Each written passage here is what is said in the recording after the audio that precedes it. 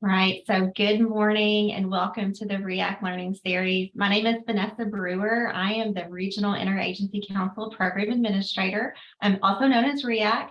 And my co-host is Lee Taylor. Lee is the State Interagency Council Program Administrator, and we work at the Department for Behavioral Health, Developmental, and Intellectual Disabilities. Our presentation today is titled Racially Equitable Structures and Systems. And our presenters today are Rashaad Abdur-Rahman. He is the Executive Advisor at the Cabinet for Health and Family Services. We also have Dr. Brandy Kelly Pryor with us today. She is the founder and CEO of BKP Strategies. And we might have Dr. Kniffley join us today as well. He is the Chief Diversity Officer and Associate Professor at Spalding University School of Professional Psychology. So before we get started, one of the department's pillars is equity. In order to support this pillar, one of the Children's Behavioral Health and Recovery Services branch goals for fiscal year 23 is for RIACs as the governing body of the system of care to incorporate equity into meeting discussions and their strategic plans, and also monitor those outcomes. So what I hope you take away today is how to apply our racial equity framework to your RIACs discussions into the strategic plan in ways that are sustainable, produce measurable outcomes, and improve the quality of services. Before I turn it over to our presenters, I just want to go over a few housekeeping items.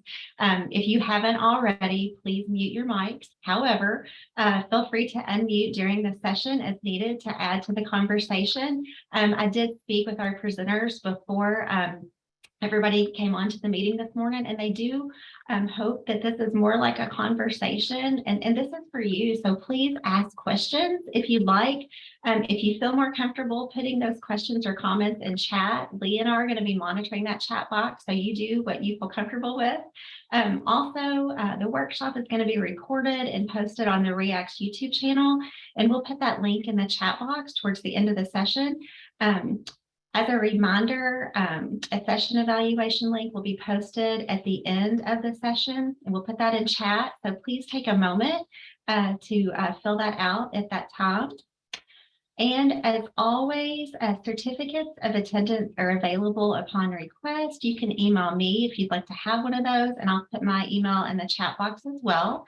So we're going to go ahead and get started. And to lead into this discussion, I wanted to turn it over to Tammy Taylor first. Tammy is one of our System of Care 5 implementation specialists, and Tammy also works on the racial equity change team. So I'm going to let her talk to you a little bit, just the connection between the work with System of Care 5 and equity across the state of Kentucky. So Tammy, I'll turn it over to you. Thank you, Vanessa. Good morning, everybody, and happy Friday. I'll be very brief because I know we want to hear from Rashaad and Dr. Kniffley and Dr. Brandy Pryor what all they have to say, but I am the implementation specialist for the Lakes region for our SLC 5 grant. And just a little bit of background on how we got here. Department for Behavioral Health applied for a grant through the System of Care, and we were awarded that. And so one of our goals for the grant is to see what we can do to try to prevent children from coming into at-home care. So prevent children from going into the state's custody. And another piece of that is more providing services for that and working with all kinds of different partners out there, as well as the community mental health agencies, to see what we could do to help families and children in that area.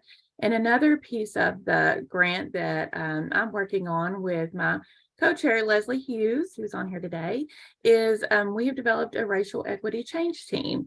And so we're working within our departments. It's kind of a cross-agency group, and anyone is welcome to join. Just reach out to me if you're interested. I know Dr.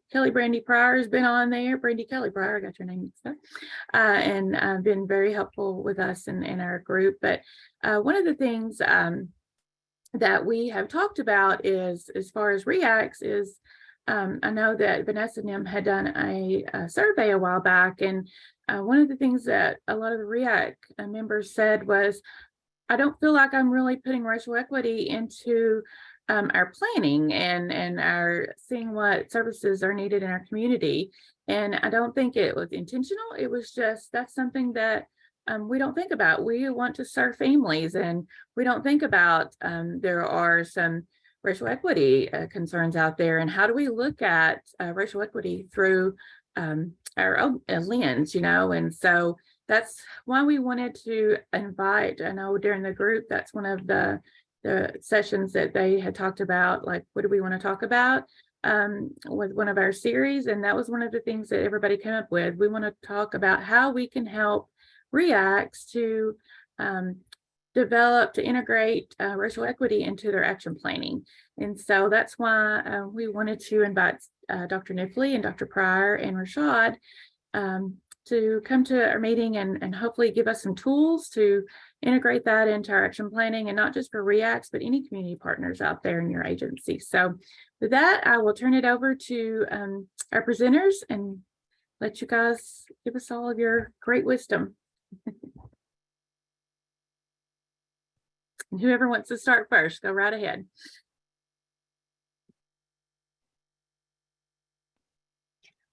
Well, good morning. Oh, go ahead, Rashaad. Go ahead. You go ahead. Good morning, everyone. I am so excited to be with you all this morning. Obviously, some of the names I know from the work that we've done through DCBS and then the DCBS Partnership for Family First Prevention Services.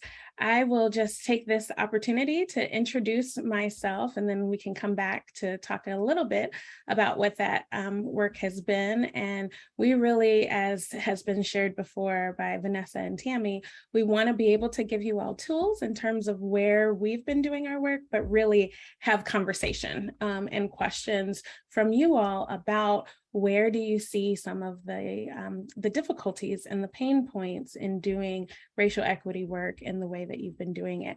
So again, I'm Dr. Brandy Kelly Pryor, and as Vanessa said, I'm the founder of BKP Strategies, which is a health equity and hope equity consulting agency. So really integrating into the infrastructure of organizations on how we can heal systems.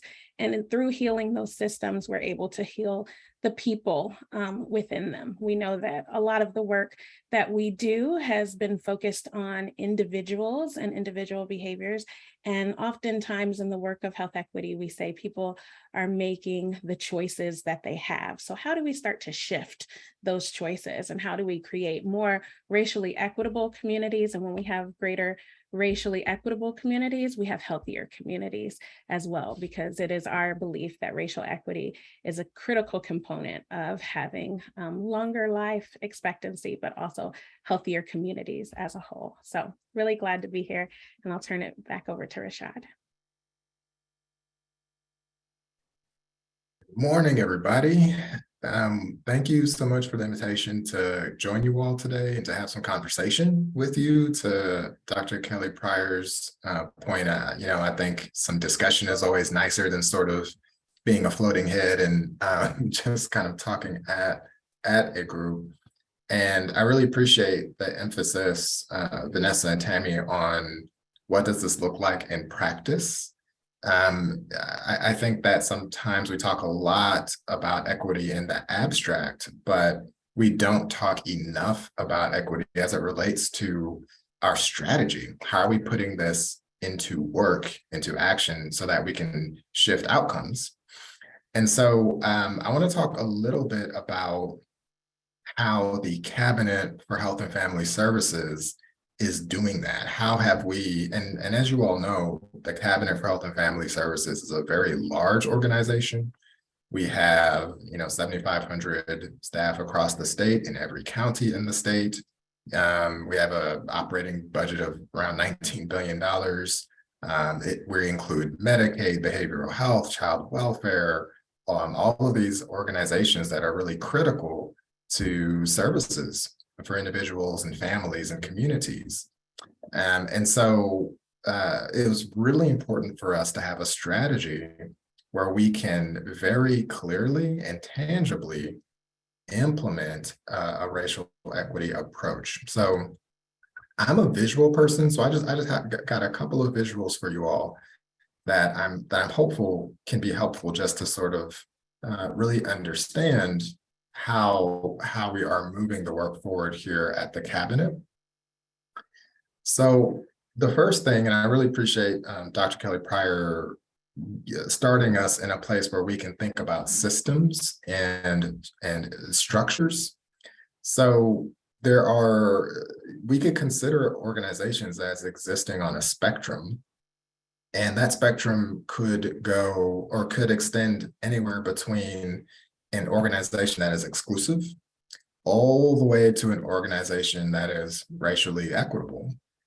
And then there's all of these different states of being in between. And so part of the work is being able to take an honest inventory of where the organization or the institution might be. But the other part of the work is determining what are we aspiring towards and what kind of steps can we take to move our organization in that direction. So this spectrum here can be really helpful, and this is a simplified version of the spectrum, but it could be helpful in thinking about where we are, where we're going, and what we need to do to get there. As we think about these kinds of interventions, again, Dr. Kelly Pryor is talking about how we typically focus at this individual level or at this interpersonal level of intervention. But what we're really talking about is how do we engage in organization, or how do we engage across organizations to more clearly and tangibly implement racial equity strategies that can shift outcomes for those that we're serving.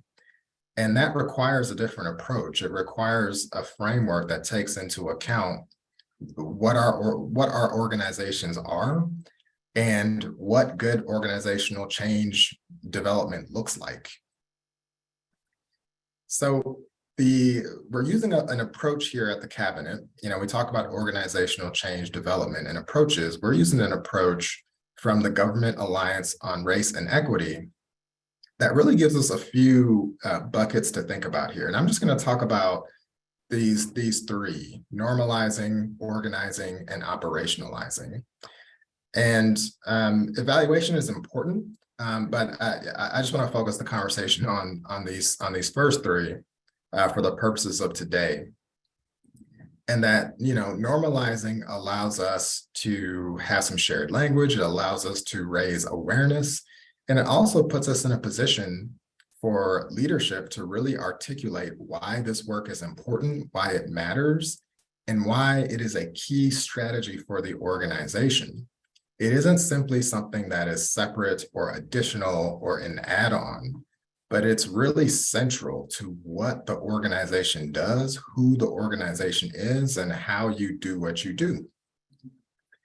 The second bucket that I'll talk a little bit about is organizing, which is very much focused on building capacity. It is focused on how staff and leaders and other individuals in the organization develop skills, develop tools that can be used.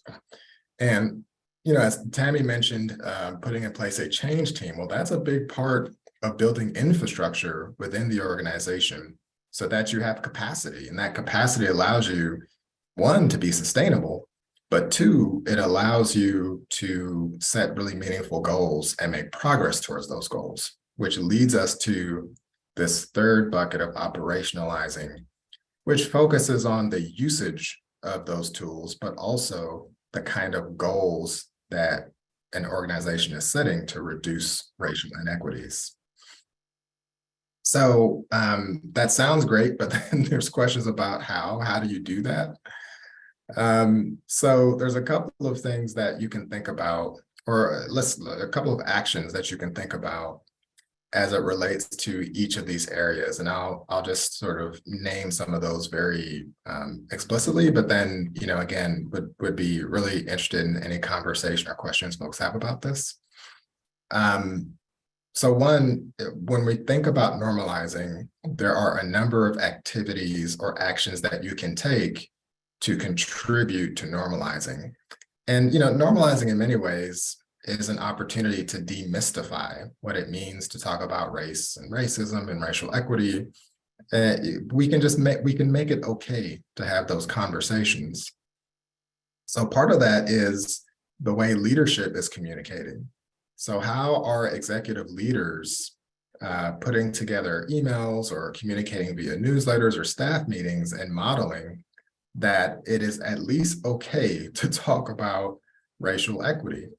It isn't that the leaders have to know all of the words and be the experts, but they do have to demonstrate that it is okay to have those conversations and encourage and advocate for folks to begin having those conversations and to really authorize for space to be facilitated for people to have those discussions. The other piece is being able to facilitate learning opportunities. How can we begin sharing resources within our teams? Are there opportunities for us to define these things and to share definitions? As it relates to race and racial equity, we don't all have the same definitions around those things. So how do we level set and get those definitions agreed upon? And then additionally, the opportunity to have ongoing conversations and ongoing discussions so that it isn't simply a one-time event, but that it's actually something that people can count on occurring consistently over time. That really helps to normalize the discussion. And then certainly you want to start looking at your data. And I think sometimes folks aren't really sure what data to look at, particularly if you're an organization that tracks a lot of data. So I always ask, what data really matters to you? What data do you use to make decisions? What data do you currently have that's easily accessible? Do you have good data on personnel, for example? And if so, can you disaggregate that data by race? That's going to give you some insights about where you are as an organization, your ability to look at some of your data and disaggregate that by race. And then additionally, you can consider developing project documents. I don't know if folks are familiar with project charters, but some of those things can be helpful to articulate the scope of the work that you're trying to do, as well as the resources that you're going to need to do the work. But all of those things contribute, and it's not exhaustive, but all of these things contribute to some of the normalizing work that you want to do. Additionally, so moving on to organizing, building some of that capacity, one of the things that you can think about in this particular place is the kind of training that folks might need. Now, typically, organizations will do a training, and that will sort of be the end all be all for your racial equity strategies, that you did a training. And I just want to be really clear that training alone is incredibly ineffective. And many of the training that folks select, such as implicit bias, actually don't have significant evidence to support them, and are not capable of actually shifting the kind of institutional and structural outcomes that you're looking for. So training alone is really sort of a fantasy that a training can actually achieve what you want to achieve. But it can be part of a comprehensive strategy. A good training can be a very helpful part of a larger, more comprehensive approach. Again, you want to think about your core teams or the groups that you're bringing together across the organization. And, one of the steps you can take as you're looking at capacity is begin to convene a team of folks that represent the organization that can be accountable to some of the coordination that you need to do. This should never be the work of one person or two people. This should really be the work of the organization. So how are you ensuring that you have a representative group across the organization that is charged with coordinating these efforts? Some of that meeting cadence is important. So as you bring those groups together, bringing them together consistently and ensuring that there is time, opportunity, and resources for those folks to convene and to coordinate. And then also being able to communicate with different levels of leadership throughout the organization. Taking the time, whether it's through staff meetings or other mediums, to talk with your supervisors, your managers, other leaders in the organization so that they are also facilitating and supporting the work. And again, it isn't that supervisors and have to sort of be experts in racial equity, but it is that they have to facilitate space and continue to make opportunities available for the work to happen. And then finally, as you think about the operationalizing phase, this is where we're really putting into place the use of specific tools that help us with our decision-making here at the cabinet. We've been using the GARO racial equity tool, and we're consistently trying to implement that more and more in our decision-making processes. We've also developed SMART goals. And so folks might be familiar with SMART goals: specific, measurable, achievable, relevant, and time-oriented goals in each of our departments that are focused on reducing racial inequities. These goals, particularly as you develop these goals and sort of pull them together into a document, allows you to have a comprehensive racial equity action plan.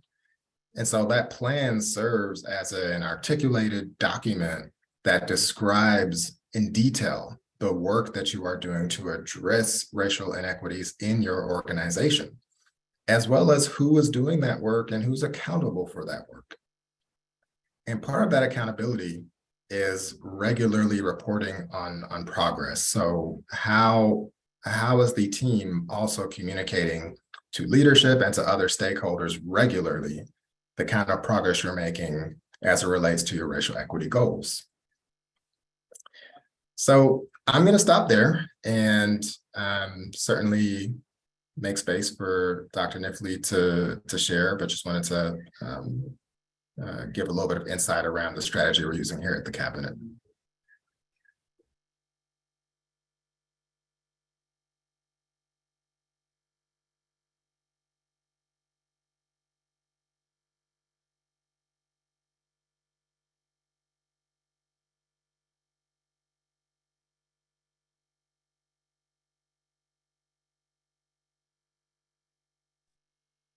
All right, I'm more than happy to offer some thoughts if that would give us some space to think about some additional questions that we might have based on the awesome information that's been presented thus far. If I can just get the ability to share my screen, I'll share a couple of slides, and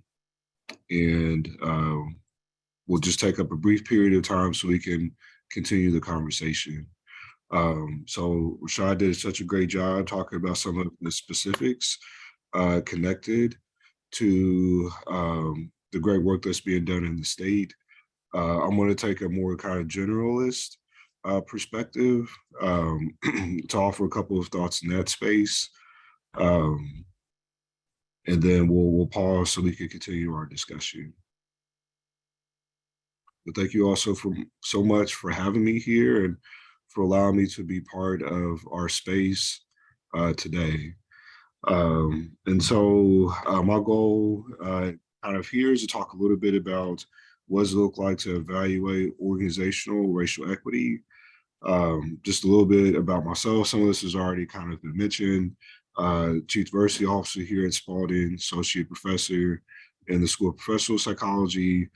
Probably what's most helpful in this space is that I have a significant skill set in evaluation.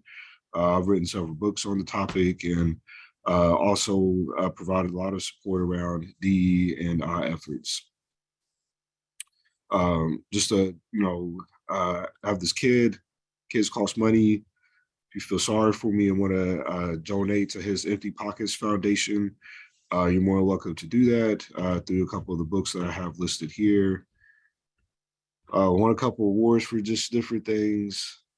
This picture of my son there. This is the reason why I do this type of work. And I'm so grateful that you all are creating space to have conversations around racial equity because I want to make sure that my kid grows up in a world in which he has greater access to voice and choice, does not feel limited based on his racial identity as a little Black guy. So just a couple of objectives. We'll be brief here to make sure we have plenty of time for ongoing discussion. Let's want to make sure that we have a meaningful definition for how we understand racial equity. So we're using shared language.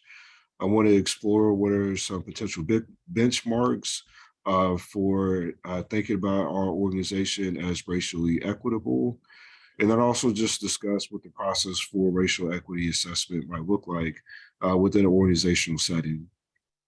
So when it comes to defining racial equity, common definitions out here generally refer to racial equity as the condition that will be achieved if one's racial identity no longer predicted from a statistical sense, how an individual fares in terms of positive or negative when it comes to a variety of areas such as employment, health, education, etc.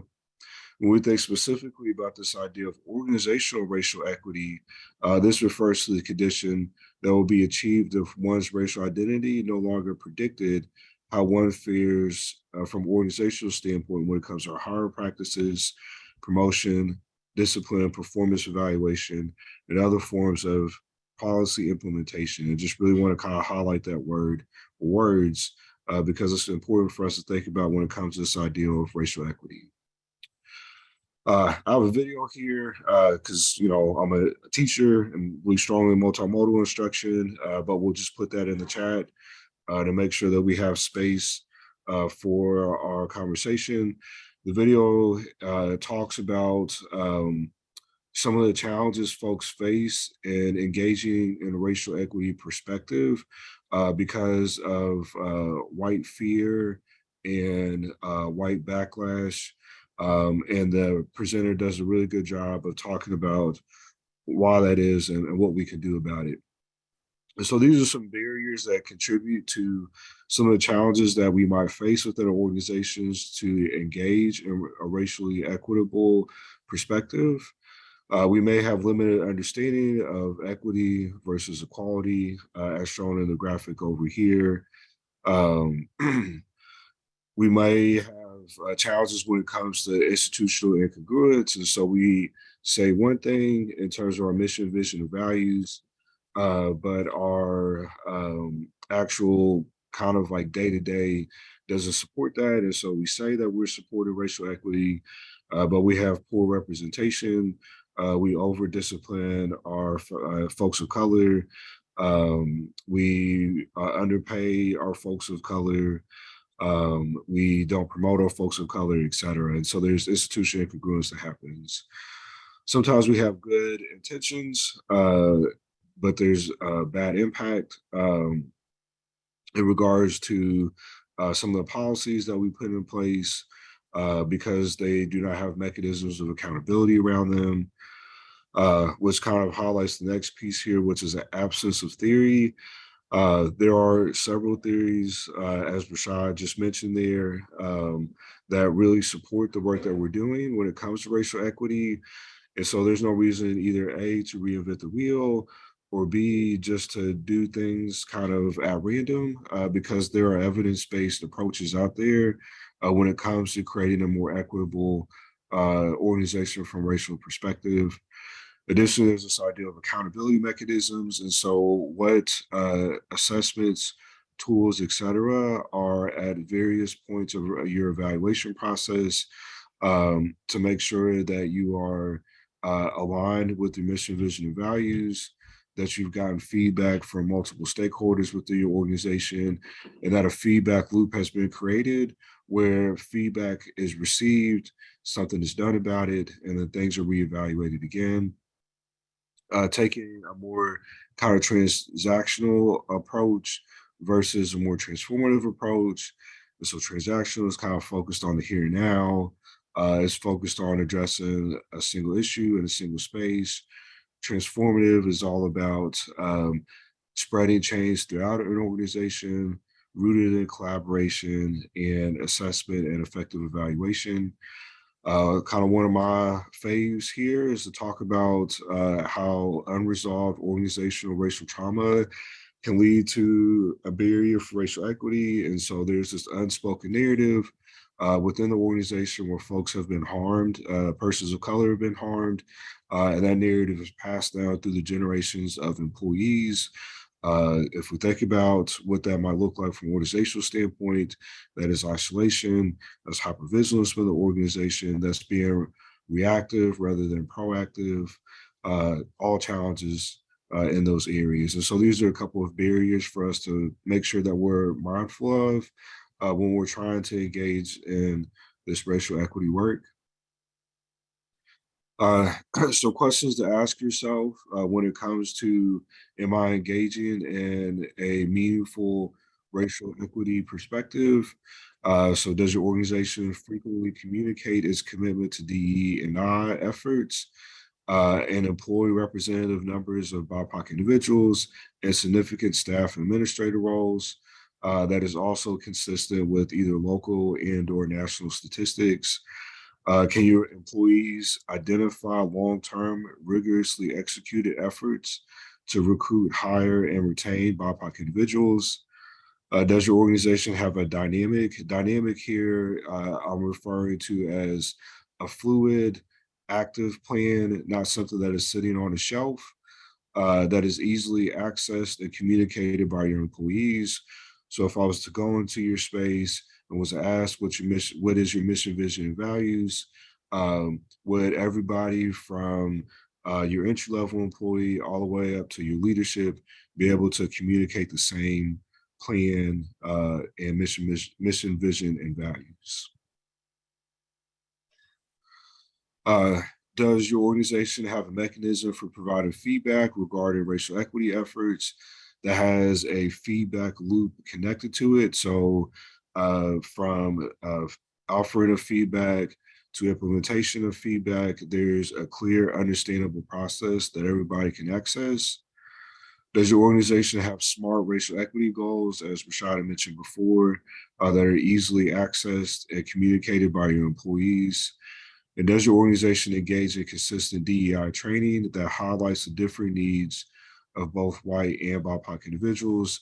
Because now our science is supporting that we need to be thinking differently when it comes to how we engage differing folks in DE and I training, because there are some important differences that need to be addressed and made aware of. This last piece here is around racial equity assessment. And so there are two areas in which I think about it. The first one here is an organizational assessment. So taking that kind of high level institutional perspective, the process for that can look like the following here: listening sessions where we're hearing without the intent to respond. We're cultivating a shared language about problem areas, because unless you are talking about the issue from a shared language perspective, then there's always going to be a mismatch in terms of how folks are communicating and resolving that challenge. And then listening sessions also helps us to develop a sense of trust, safety, and affirmation. The next piece here is our formal data gathering process. So it's really encouraged to utilize a mixed methods approach where we're not just getting numbers, but we're also getting narrative too. Because sometimes numbers don't tell us the whole story. And sometimes we need numbers to inform the narrative that we're receiving from folks. It's important to ask good questions as a part of surveys, as well as your focus groups or narrative gathering components. And it's important that that formal data gathering process be tied to whatever your DE and I mission, vision, and values are. Because that allows for a greater kind of connection to the results. So listening sessions, engaging in a formal data gathering process. The last piece here is engaging in action sessions. And so these are focused on the development of SMART goals. So these be collaborative in nature, and it needs to be embedded and mechanisms for accountability and follow-up.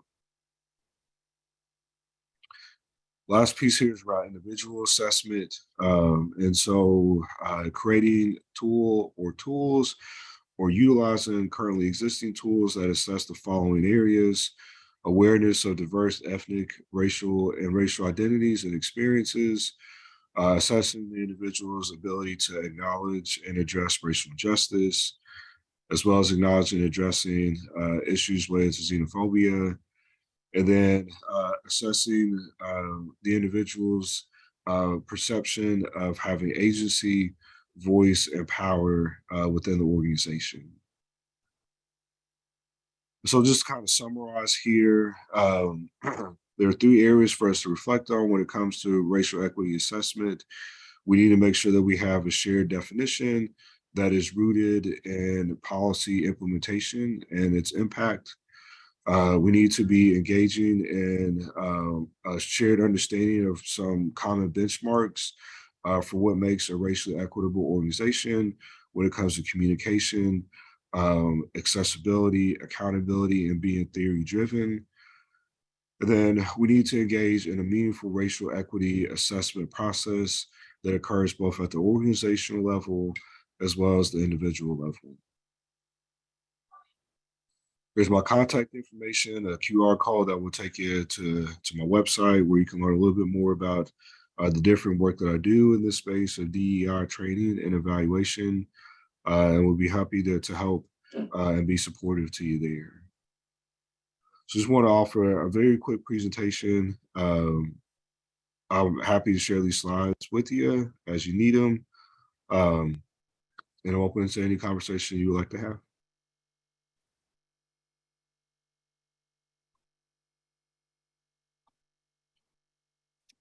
All right. Well, thank you so much. Dr. Kniffley and both Rashaad did the broad overview of where we are as where the cabinet is as a whole, and then the work that's happening through evaluation and how to see that from a very big picture standpoint. So one of the things that we do in BKP strategies is we feel like it is very important, as both of them talked about, in terms of that we understand the language and that we're coming to that language from a very connected point before we do what we do largely is racial equity impact assessments once we get into the policy. So once the organization has decided that racial equity is going to be the goal of our organization, and we don't know what to do after that point. We've normalized our language, we've possibly created some SMART goals, and maybe we even have a policy that we're looking at intentionally, such as Family First Prevention Services Act has been a policy that the state is implementing. It started in 2018 as a bipartisan bill, and Kentucky has been one of those states that's implemented that and thought, we want to also incorporate a racial equity lens or a racial equity impact assessment in terms of how is this policy, or maybe it's a organizational division, or maybe it's some data that you have and you just want to dig further into that. So the first step of a racial equity impact assessment is that stakeholder engagement. And largely, not only is there the work that needs to be done within the organization in terms of having conversations, but how do I engage community and the principles that I have for racial equity, and how can I also understand the community standpoint of where community is at the point of their knowledge around racial equity. So we always start with our understanding of language, and knowing that in this slide that you see behind me, equality is generally the way that we have been comfortable in talking about our language in the past. It's been an understanding that our laws and our policies have made things such as we don't discriminate in terms of race, who can go to which school anymore. And even so, in counties like Jefferson County, we're being very intentional about busing so that we have equality across those particular schools. But as you see in that, there's still, because of that playing field and that ground in which people have started from, there is that difference in terms of their actual outcomes. And so we take it a little bit further by saying, okay, we really need to focus on equity. I always get so, I love how the slides are behind me here, but we want to focus on equity and making that playing field level for everyone. But we still see that there are still barriers in making that playing field equitable for people who might be coming up later on. And if we imagine, even in this slide here, what if there was someone that was in need of a wheelchair? Would they be able to stand on those boxes to begin with? So the real goal and the principle that we always want to keep in our mind's eye is equity is what we're working on, but we are not going to get to the place of full racial equity and racial justice until we can liberate all of our systems and the thinking that we have by tearing down that fence altogether. And so I want to share just one quick, those levels of principles that we do as it relates to stakeholder engagement, and that I'm hoping will then spur even more questions for you all, and we will get into it from there.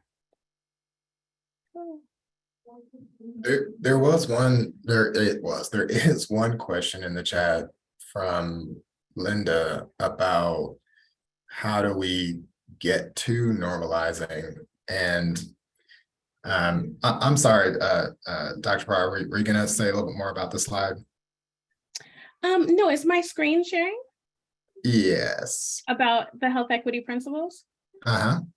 Okay, great. I don't see that. So I just wanted to go over these quick 9 in terms of understanding we need to really respect that there's an entire context of environment and that justice is for all people and all things.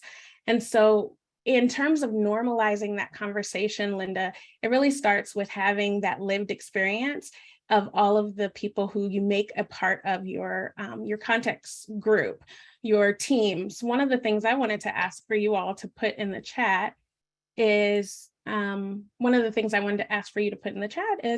are some of the words, what are some of the language around racial equity that is a pain point for you or still a place of confusion?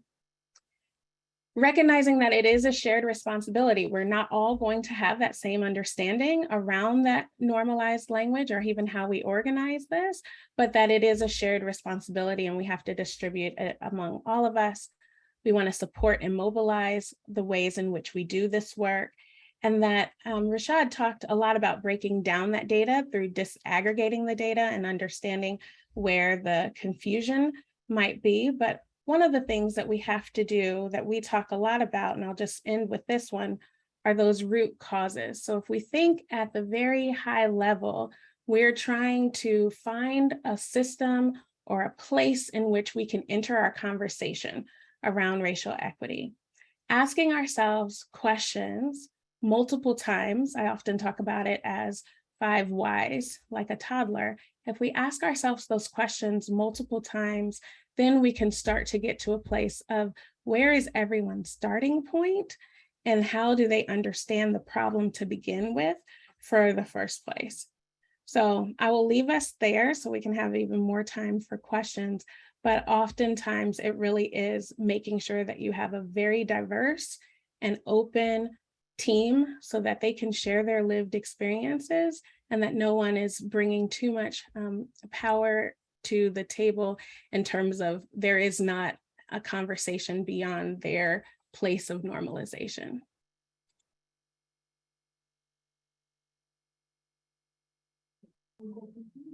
Yeah, and I would just add that the first time, if you're in an organization that's never talked about race, and the first couple of times are going to be difficult in all likelihood. It's going to be, and some folks may feel uncomfortable, all of that. It's like a muscle, you've got to continue using the muscle to build muscle strength. So that there isn't sort of, if it was easy, we would have done it already, right? And so the reality is that we've got to take that first step and then keep stepping.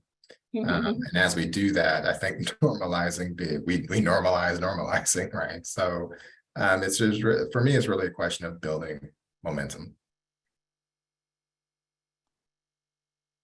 When I started this work in Kentucky around racial equity, there were very little conversations happening. It was almost like I would feel like I came into the room and the air would just kind of leave the room that you want to have conversations about racial equity.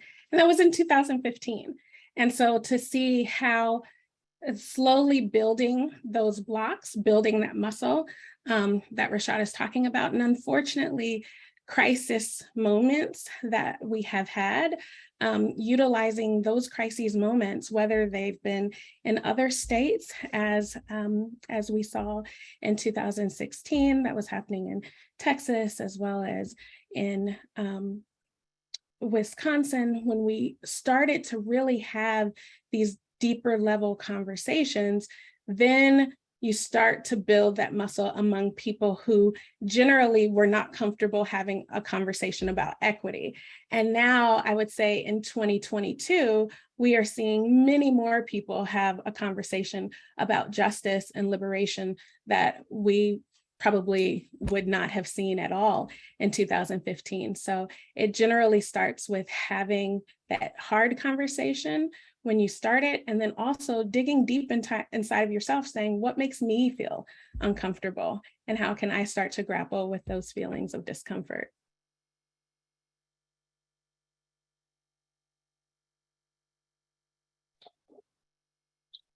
So one of the other questions in the chat box is from Leslie Hughes Burgess, and she said that she's interested in the research about the differing engagement strategies. Will there be a reference to that? And if I've been frantically taking notes on all of this, so if I've missed it, my apologies.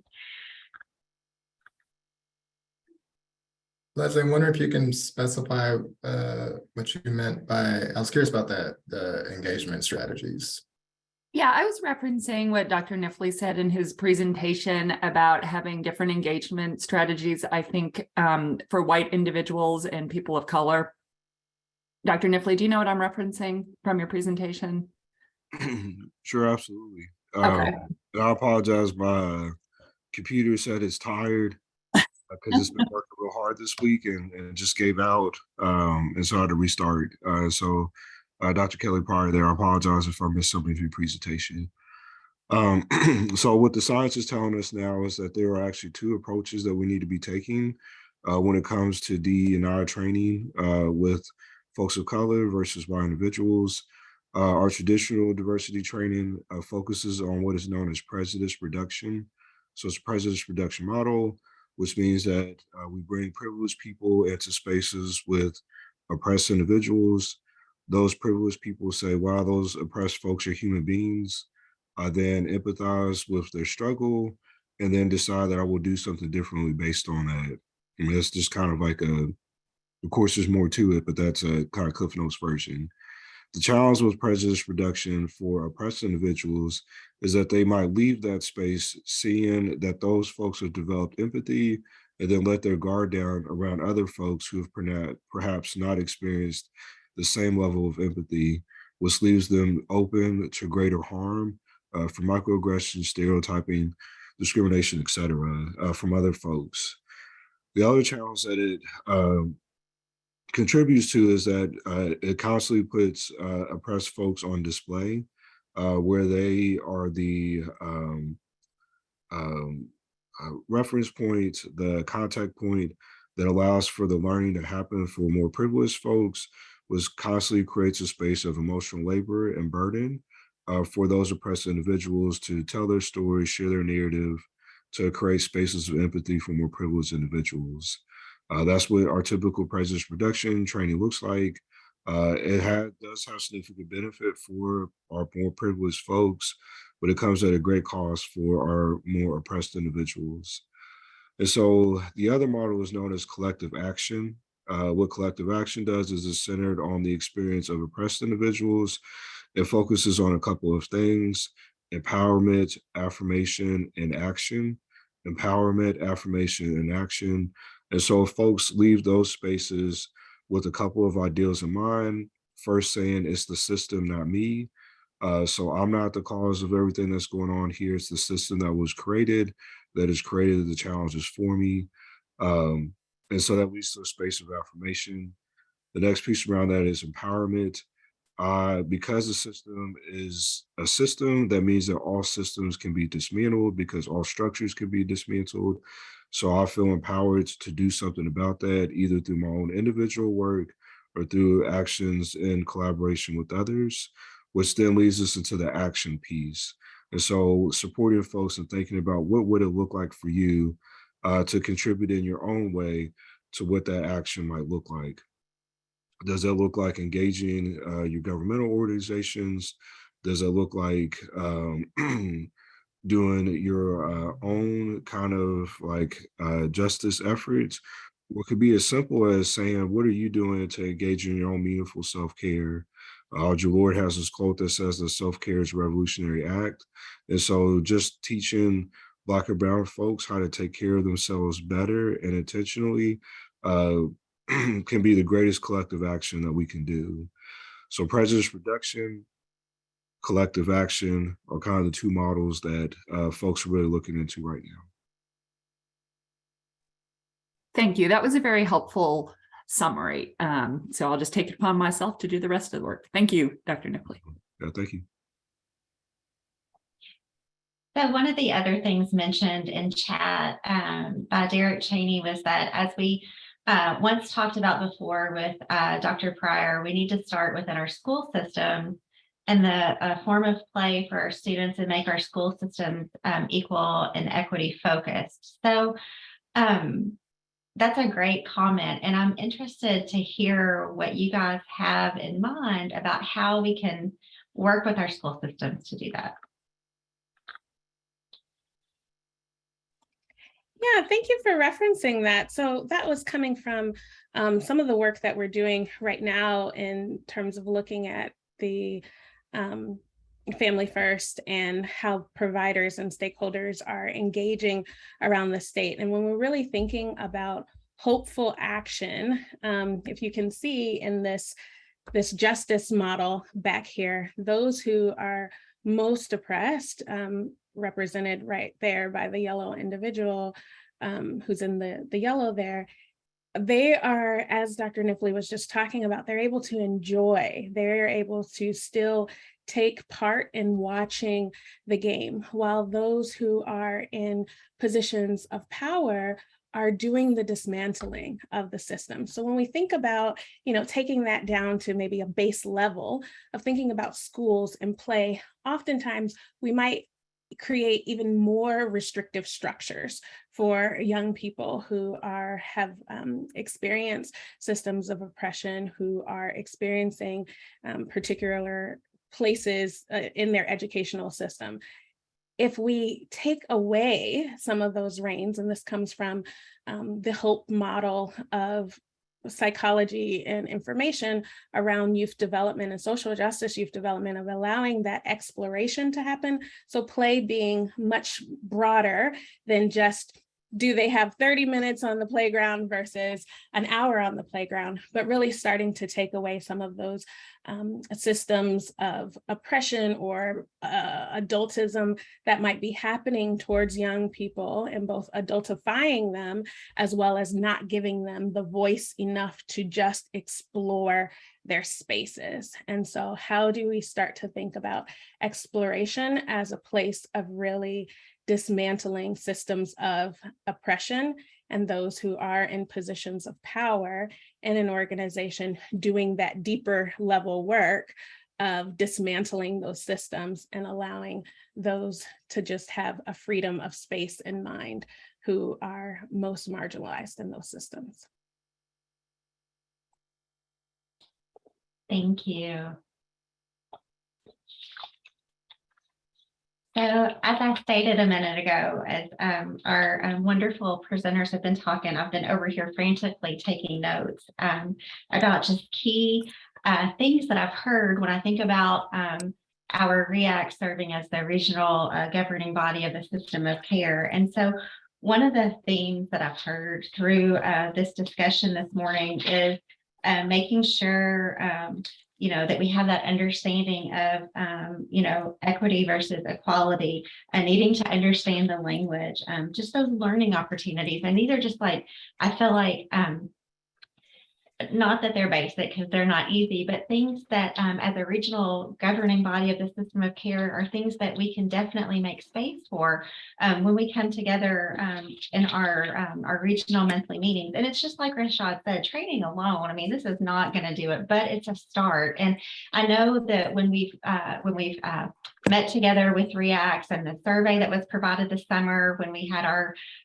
regional RIAC leader peer group meeting, and I think Christy Penn and Michelle Niehaus provided that survey prior to the meeting just to kind of see where we were.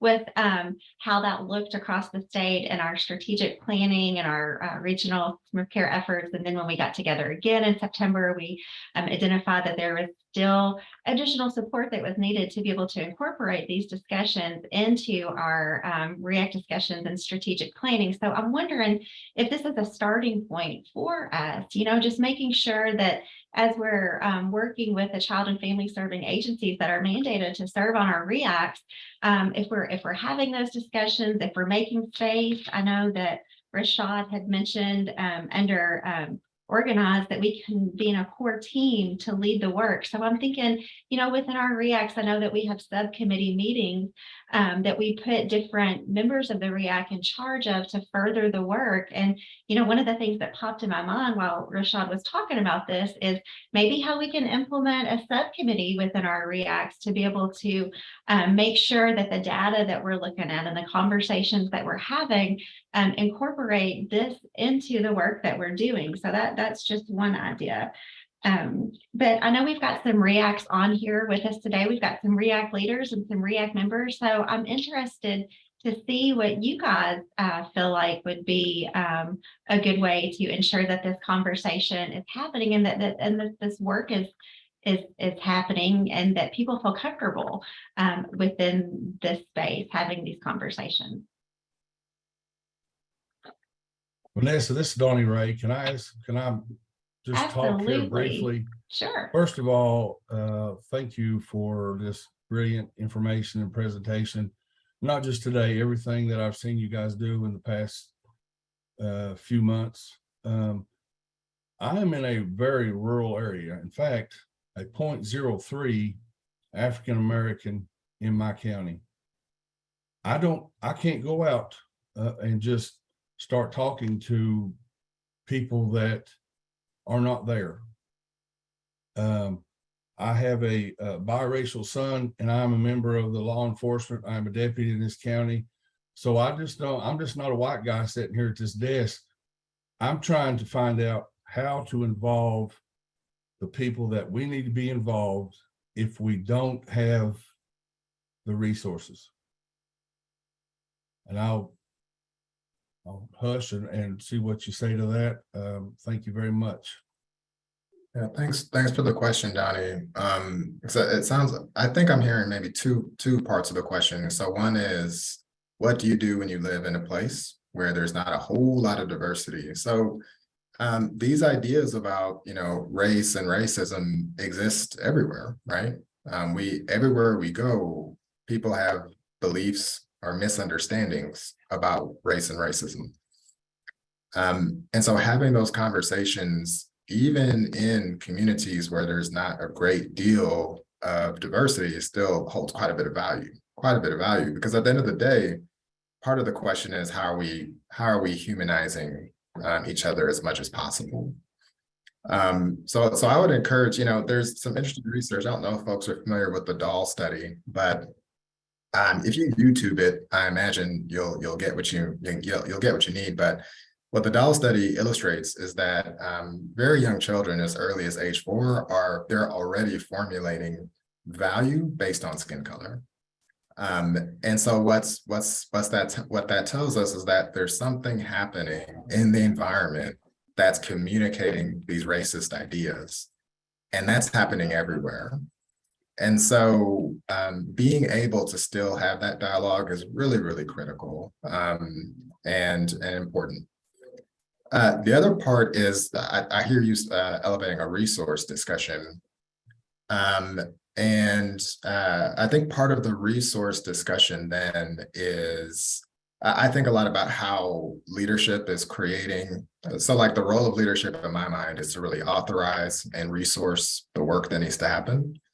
And so I'm always really interested in how leadership or how leaders are creating resources or diverting resources or making resources available so that these conversations can happen and so that this work can take place. And I think that's always I'm always curious about sort of where leadership is in that. And Lee, this question about where to start the conversation. Well, the good news is, there's lots of places, right? I always recommend a video called Race, the Power of an Illusion.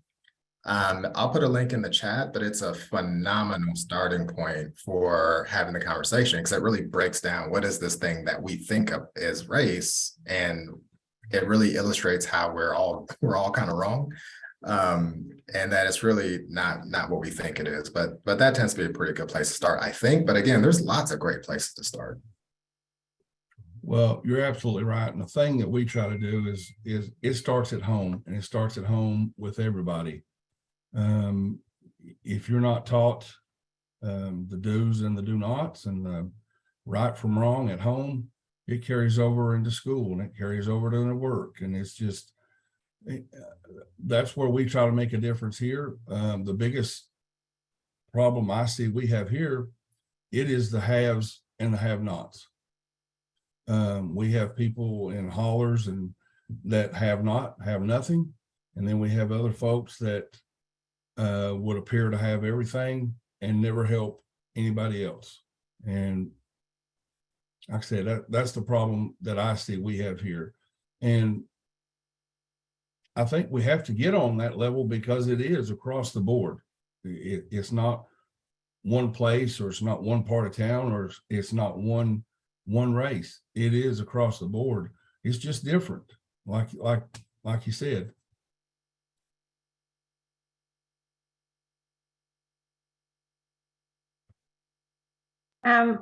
I'm from Life Skills in Barren River region, and I'm on the core group for the Unity and Diversity for our agency. And then I'm somehow overseer of the behavioral health side by default. My other two cohorts kind of fell off. We haven't been as great with RIAC about doing this and talking about this and having the conversations, which is actually really a good place to have it because it is the system of care. And we have so many people who come around our table every month. And so Ann and I have been having the conversation.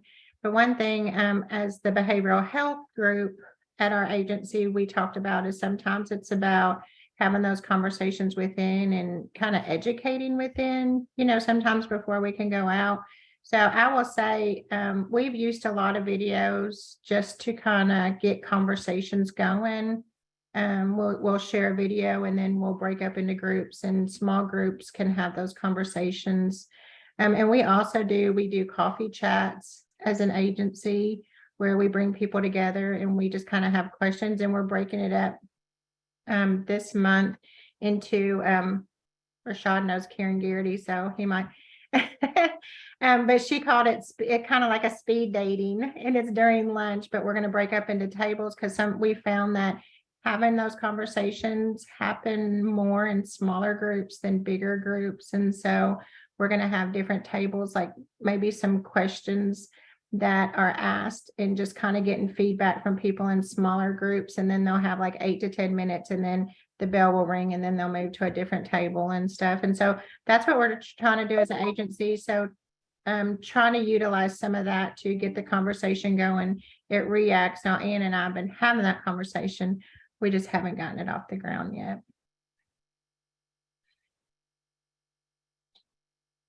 Abby, I love what you said about educating within and using RIAC as an example as you all move forward, because I think that oftentimes we all feel like we know what's going on or that we're all on the same page. And until we start having those discussions, we don't realize that there's not that shared understanding. So I appreciate you bringing that up.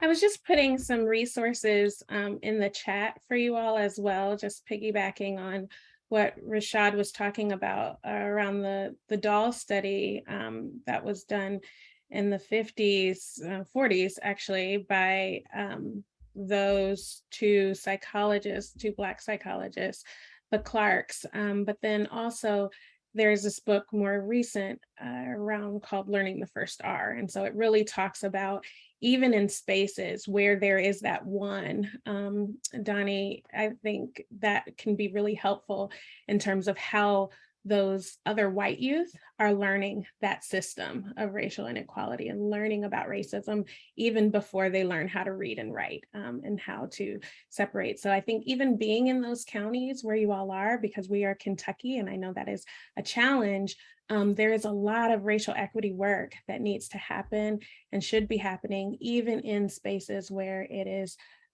predominantly white. And oftentimes we think, okay, there's not a conversation that we need to have, or how do we have a more intentional conversation?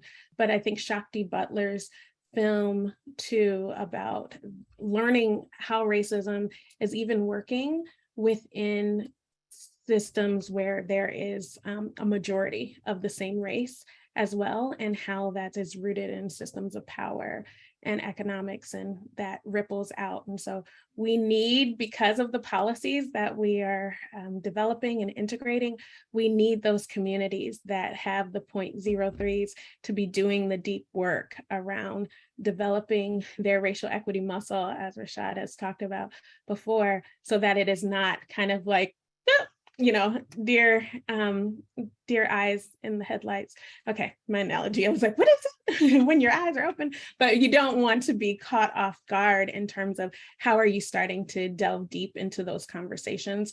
And it's not needing to use that 0.3% that Dr. Kniffley is talking about. There's the work that you can do on your own without burdening them.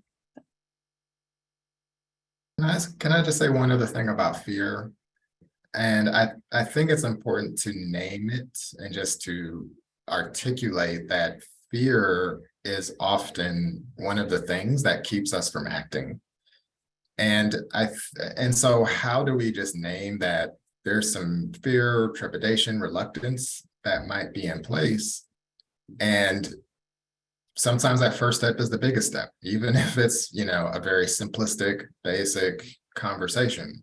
But I think just identifying that, sometimes we talk a lot about where to start, and I'm usually like, just start, right? Just go for it, start with that video, start with whatever, but just start, because that act of just starting gets you on the path and gets you moving. And I think sometimes when you just start, you realize, oh, we could have actually done this a long time ago. It wasn't as bad as maybe we thought it would be, or not that it was easy, right? But it wasn't as bad as we thought it would be. And, we're all still standing, right? We're all still here. Vanessa's still here, Tammy's still here, like, yeah, y'all are all still here, right? So, just start, right? So if you hear anything for me today, just hear me saying, just start. Well, that was the very next thing I was going to say. People are scared. People are reluctant. They don't know what to say. So I'm with you. I just going to start, push forward, push people to actually start. And like you said, if we don't do anything, start it. Move. I appreciate all three of you. Yeah, I really love that, Donnie. Because, the other part of it is, oh, what if I make a mistake? What do you mean, what if? Like, Yeah. Like, you're definitely going to make a mistake. And like, that's okay, because you're a human being. I make mistakes every single day, all the time.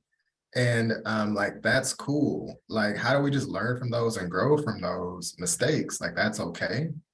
But I think part of that fear too is, well, what if I step in it? Well, it's like, when you step in it, Right. like, oh, you know what, y'all, I stepped in it. I said the wrong thing. I did the wrong thing. I want to learn from that. Let's keep moving, and that's really important too.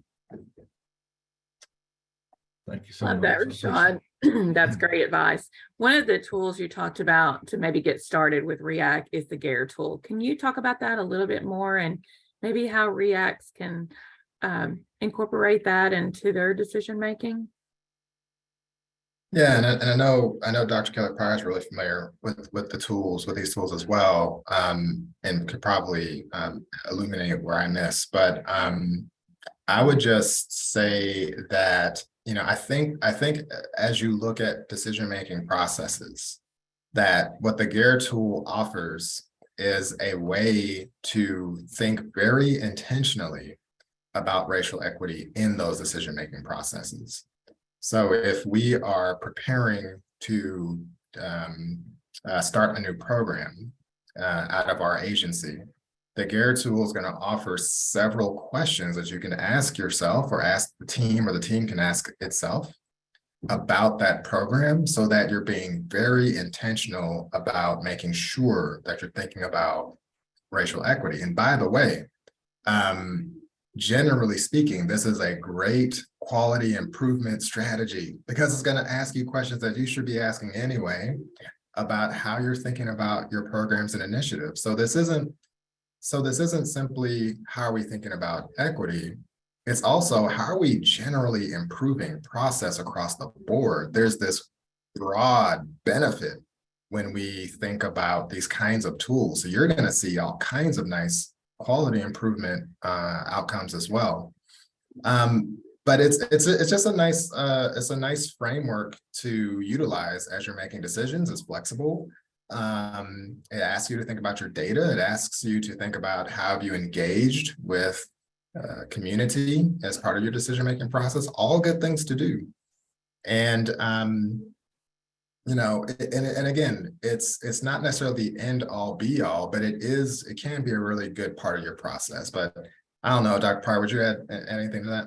Yeah, I just want to add, I think oftentimes when people think about the tool itself, you know, we're so used to having assessment tools that seem like plug in X and then you will get out, you know, the function. It is not that. It is really a process of questions, as Rashaad is saying. It is a process of being iterative over time. So once you engage one stakeholder group and you're deciding on what your data is and you're looking at the data, then you might need to go back to some of those first questions to say, okay, now who do we need to engage more? So it is not a linear process, and nor is it just as clear cut as you're going to get the answers out and those answers will then tell you what to do next. It's really a process of asking yourself questions, and it gives you a starting point in asking those questions. Those starting point for questions should also be really open for you to bring in more questions about something more specific to your policy or your program or your process that you're looking at.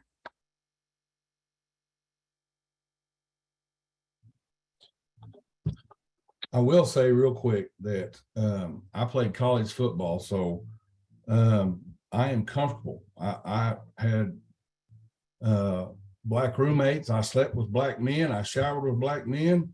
I don't have a problem.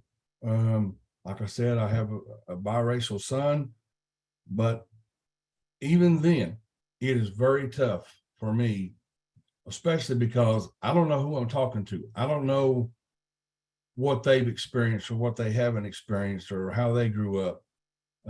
So I have called on some guys that I've coached against and played with for years.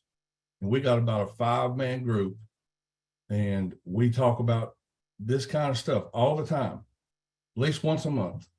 And they have been the most helpful for me, just to be honest with you. And I don't know, they're the best. So, but I don't know where I'm just going to start, like you said. And when I step in, and I'm going to back up, stand up, and apologize for what I've done wrong, whatever it was that I do wrong. And I look forward to making mistakes with everybody else. And hopefully this is a better place to live real soon.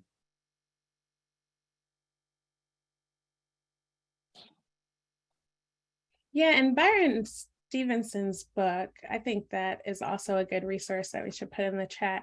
He talks about that power of proximity. It's so important to have those proximal spaces with others who have had different experiences than we have. And one of the things, though, that I always like to think about, oh, thank you, Rashaad just put it in there.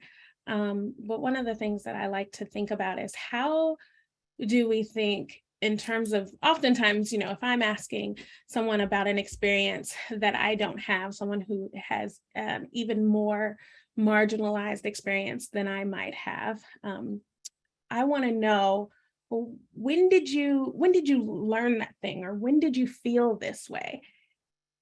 And I oftentimes don't think to ask myself, like, okay, well, when did you learn, if I'm thinking about ability issues, when did you learn that your abilities that you have, Brandy, were okay to, you don't have to think about walking up those 2 or 3 steps, just 2 or 3 steps to get into that door when there's no accessibility ramp. And so asking myself those questions too about when did I or how did I learn my own experience of potentially even power or potentially even being in a place that could cause a system of oppression for others. So I think it goes both ways, asking others about their experience, but also trying to dig deep about questions that we never even have to think to ask ourselves. And so that's what can be helpful, is that when we start to think about what is something I can't even fathom to think about asking myself, and sometimes we need those tools and resources that we put in the chat to think about asking yourself those questions in your own privacy.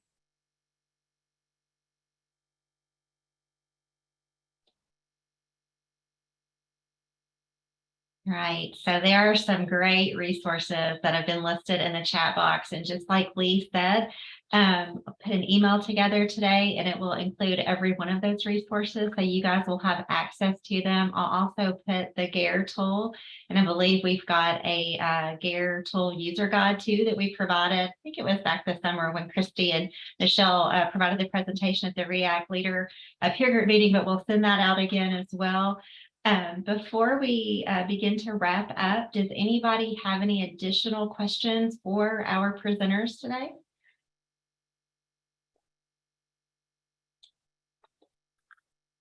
No? Well, I want to thank Rashaad and Dr. Pryor and Dr. Kniffley for sharing this information with us today, and for our participants that spent their Friday morning with us. This has been great information. And one of the things that comes to my mind as we continue to move forward with this work is a quote by Maya Angelou: "When we know better, we do better." And so we use these as learning opportunities, and we do better as we move forward. So when we come together in December for our next RIAC Leader Peer Group meeting, I know that there'll probably be some questions on there about how did you get started, and it's just to kind of check the pulse on how this is going, and to see, if there are additional supports that you guys need as we incorporate this into the work that we're doing. So as a reminder, a recording of this session will be available soon on the RIAC YouTube channel. Lee did put that in chat. It will also be included on the email. Please don't forget to put to do the session evaluation. I am getting ready to put that right now in the chat box. So don't forget to do that. If you need a certificate, please let me know. I'm happy to get that to you. My email address is also in the chat box. And before we get off here today, I just want to remind everybody that the next RIAC Learning Series session is scheduled for December the 2nd. It is changed from what was originally scheduled. We have switched it to a fair team overview. This came about as an emergent need by some RIAC leaders that we have that are new across the state that wanted just an overview of that relationship between RIACs and fair teams. So we do have, I think, Jimmy Riley come in from AOC to be able to provide that training. If you are new to RIAC, or if you're seasoned at RIAC and you just need a refresher about that connection between fair teams and RIAC, then this training is for you. That's all I have today. Again, I want to thank our presenters. This is great information. There's still some conversation going on in the chat box, so make sure that you read that before you jump off here. And if that's all that I have. So unless you have any questions, I want you guys to have a great weekend, and we'll see you back in December.